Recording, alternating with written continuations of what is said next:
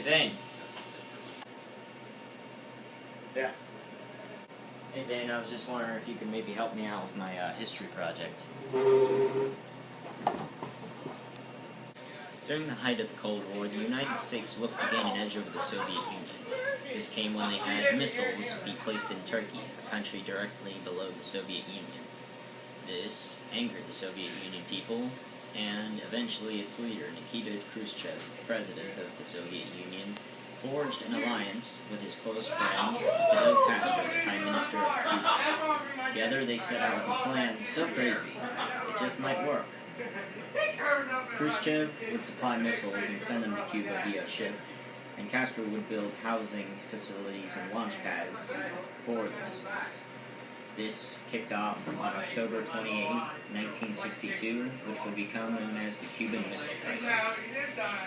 Soon after the plan was set in motion, it reached the ears of President John F. Kennedy, who had a naval blockade formed completely around Cuba and the Caribbean. This lasted for a grand total of 13 long, suspenseful days that could have led to the Third World War. However, after the 13 days, President Khrushchev suggested via message to Kennedy that he end the blockade and he end shipping missiles. In exchange, the United States would have to remove all missiles from Turkey, and in exchange, the Russians would remove all missiles from Cuba.